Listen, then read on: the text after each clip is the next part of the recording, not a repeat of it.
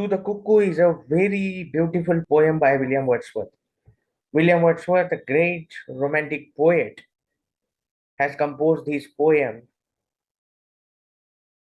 William Wordsworth was born in 1770 and died on 1850. William Wordsworth is also known as one of the founders of English Romanticism and one of its most central figures and important intellects. He is remembered as a poet of spiritual and epistemological speculation, a poet concerned with the human relationship to nature, and a fierce advocate of using the vocabulary and speech patterns of common people in poetry. The son of John and Anne Cookson, Wordsworth, William Wordsworth was born on April 7, 1770 in England. Wordsworth was a man ahead of his time whose perspective on life is still hugely relevant today. He, along with S.T. Coleridge, that is Samuel Taylor Coleridge, published his first collection of poetry, that is Lyrical Ballad, in 1798. And this is also recognized as the first work which has opened the arena of Romanticism in English literature. Later, he published a number of works, but important works are The Prelude, which was published in 1850. So, To the Cuckoo, this is a poem by William Wordsworth, and he has composed this poem remembering his childhood days when he used to uh, hear the, the shout of a cuckoo bird, and all the memories are engulfed in his mind when he heard the cuckoo, the shout of the cuckoo bird, and he composed this beautiful poem. Number of imaginary he has used in the poem. Later on, we will discuss about the form, structure, and also the imaginary and the poetic devices. Very beautiful poetic devices William Wordsworth has used in the poem. So, at first, I will read out the poem. Then we will discuss about the themes that William Wordsworth used in the poem. To the Cuckoo. O bleak newcomer, I have heard, I hear thee and rejoice. O cuckoo, shall I call thee bird or but a wandering voice? So this is the first stanza. Actually, this is eight stanza poem having four lines in each stanza. 32 lines of poem is this, that is the To the Cuckoo. The second stanza goes like this: While I am laying on the grass, thy twofold shout I hear. From hill to hill it seems to pass, at once far off and near. Thou babbling only to the well of sunshine and of flowers, thou bringest unto me a tale of visionary hours. Thrice welcome, darling of the spring, even yet thou art to me no bird, but an invisible thing, a voice, a mystery. The same whom in my schoolboy days I listened to, that cry, which made me look a thousand ways in bush and tree and sky. To seek thee did I often roam through woods and on the green, and thou wert still a hope, a love, still longed for, never seen. And I can listen to thee yet, can lie upon the plain and listen till I do beget that golden time again. O blessed bird, the earth we pace again appears to be an unsubstantial, fairy place that is fit home for thee. O blessed bird, the earth we pace again appears to be an unsubstantial fairy place that is fit home for thee. So this is the poem To the Cuckoo. It is a eight stanza poem having four lines in each stanza. ही 8 कडव्यांची कविता असून या 8 कडव्यांमध्ये प्रत्येक कडव्यामध्ये 4 ओळी आहेत. पहिल्या ज्या 4 ओळी आहेत, त्या 4 ओळी आता आपण बघूया. टू द कुक्कू मधल्या, O blithe newcomer, I have heard, I hear thee and rejoice. O cuckoo, shall I call thee bird or but a wandering voice? So in the first 4 lines we come to know that this poem is devoted to the cuckoo. So this is an ode written by William Wordsworth, remembering the cuckoo bird which he listened in the boyhood days. That's why he said and described that I have heard. याने त्याच्या लहानपणापासून या जी पक्षी आहे या पक्ष्याचं गाणं ऐकलेलं आहे.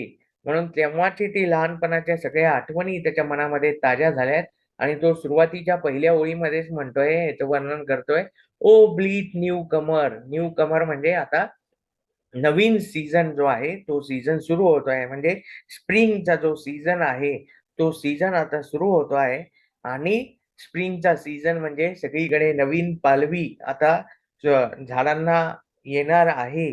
त्यामुळेच तो म्हणतोय आय हिअर दी अँड रिजॉईस. आणि ह्या पक्ष्याचं पुन्हा एकदा गाणं जे आहे, मंजूळ आवाज मी ऐकल्यानंतर पुन्हा माझ्या मनामध्ये आनंद झालेला आहे.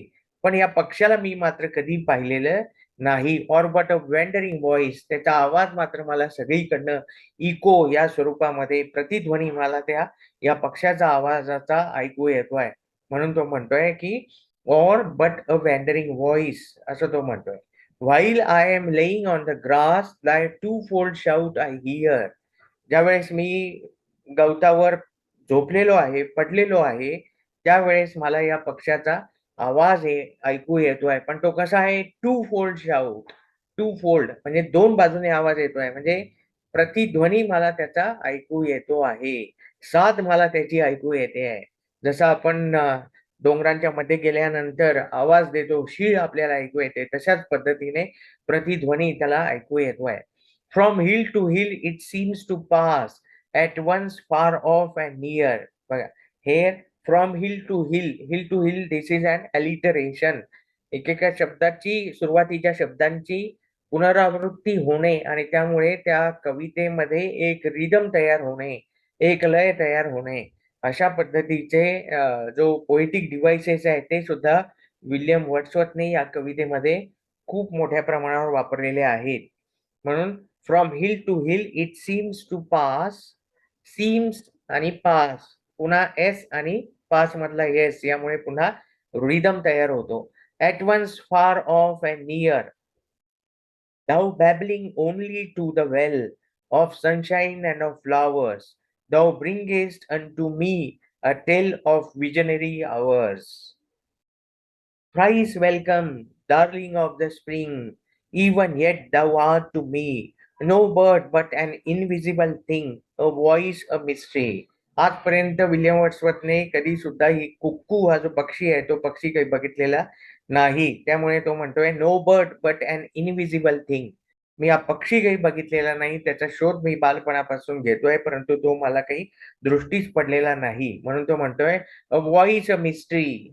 हा आवाज आहे पण तो कसा आहे? गूढ आहे, अकल्पित आहे. कारण मी तो फक्त आवाजच ऐकलेला आहे, पण तो गाणारा त्याच्या पाठीमागे असलेला जो पक्षी आहे, तो पक्षी काही मी अजूनपर्यंत बघितलेला नाही. म्हणून त्याचं वर्णन तो करतोय की a voice, a mystery. Imaginary imaginary जी आहे, कल्पकता जी आहे, प्रतीक जे आहेत, ते प्रतीक सुद्धा इथे वापरले आहेत. त्याच्यावर आपण बोलणारच आहोत. The same home in my school boy days I listen to that cry which made me look 1,000 ways in bush and tree and sky. लहानपणी मी हे सगळं या कुक्कूचं लहानपणापासून मी हे सगळं ऐकतोय, या पक्ष्याचं गाणं ऐकतोय आणि त्याचा शोध मी घेतोय.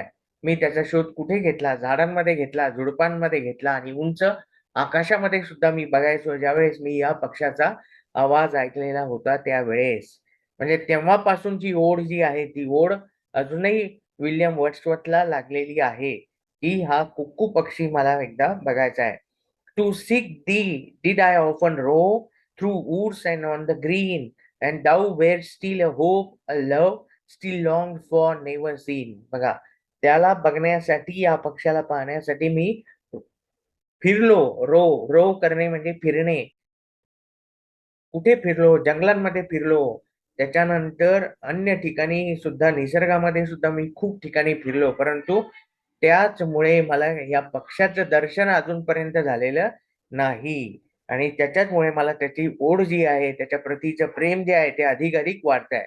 And I can listen to thee yet, can lie upon the plain and listen till I do beget that golden time again. म्हणून तो म्हणतोय की तशाच पद्धतीचा जो माझ्या बालपणी असलेला जो गोल्डन टाइम होता, तोच गोल्डन पिरियड, सोन्यासारखे दिवस, मराठीमध्ये सुद्धा आपण म्हटलेलं आहे, लहानपण देगा देवा, की लहानपणीचा जो काळ होता तो काळ अतिशय सुखाचा होता. म्हणून विल्यम वर्ड्सवर्थची सुद्धा तीच भावना आहे की तो जो गोल्डन पिरियड आहे, गोल्डन टाइम आहे, तो पुन्हा माझ्या आयुष्यामध्ये येऊ शकेल का?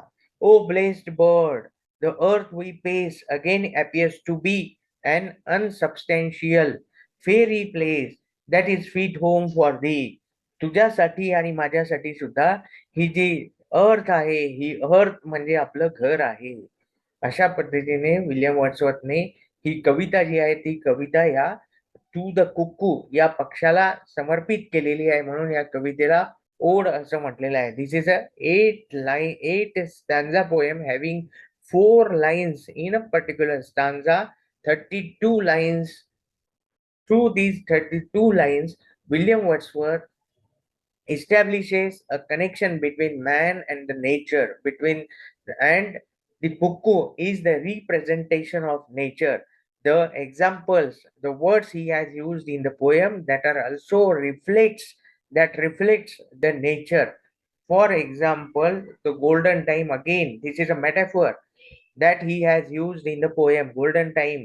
So the cuckoo, it also reflects the image of the time, that how the time passed or changed, the boyhood days, the school days, when William Wordsworth was going to observe the cuckoo bird in his childhood days. And now as he grew old, the same days he was remembering when he listened the sweet song of the cuckoo bird.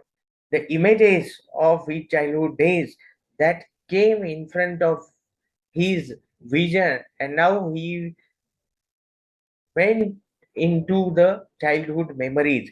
So the revoking of images is happened because of the cuckoo bird, because of the singing of the cuckoo bird. And it is also reflected that through the words that the O blessed bird, the earth we pace again appears to be an unsubstantial fairy place. So this is a fairy place, an imaginary place where we are living. So these are the images that are used by William Wordsworth in the poem. To the Cuckoo is a lyrical pastoral poem with elaborate stanzaic formations. The poet has directly addressed this poem to the cuckoo and expresses his love, devotion, and yearning to visually glimpse the cuckoo throughout the poem. The poet hears the cuckoo and is in awe and wonder on the off chance that it is something more than a winged animal. His marvel ascends from the memory of his youth when the cuckoo opens up the universe of creative energy to him. The cuckoo bird is an arranged image of innocence, gaiety, purity, and boyhood. The cuckoo bird in spring, a season that welcomes happiness and vitality, enters his life and takes him on a trip down the memory lane of golden times that are his childhood days. The poet's tone is merry and light. Wordsworth also uses imagery and other literary devices to convey the immortality and visionary gleam he feels when he hears the cuckoo. The poetic devices to the cuckoo, as we have discussed, that it is a poem of romantic genre, as it romanticizes the cuckoo bird. Nature is a prevalent theme in the poet talks about flowers and valleys, and the poem is an ode to the cuckoo, an element of nature. The poet is laying on the grass when he hears the cuckoo's cry, which echoes across hills. This shows the poet's deep attachment to the nature. Nostalgia is also a dominating theme in the poem, as the poet talks about how he remembers the cuckoo's voice from his childhood and how it transports the poet to his younger golden days. The citation of visionary hours implies times that the poet cannot get back. The poet's happiness can be felt throughout the poem by using terms like rejoice, thrice welcome, then darling of spring. So these are the uh, poetic devices that he has used in the poem to the cuckoo. Alliteration. Alliteration is the repetition of sound, wandering voice, hill to hill, then blazed bird. So these are the examples of alliterations. Then extended metaphor, time. It may be through the cuckoo, the poet is actually referring to the time. Time is unstable and wanders of its own accord. Also, one can only revisit the past through the portals of time. The same way the poet relives his childhood memories using the cuckoo song as his porthole. Then imagery. Imagery is also an important poetic device that is used by William Wordsworth in the poem to the cuckoo. Sunshine, flowers, and well. These are the images of sunny and happy images. Pastoral touch to the poem is given with the use of green fields and the cuckoo. So these are the devices that William Wordsworth has used in the poem to the cuckoo. So this is a very beautiful poem, which is also a romantic poem, and we can say it is an ode devoted to the cuckoo, the pastoral ode devoted to the cuckoo.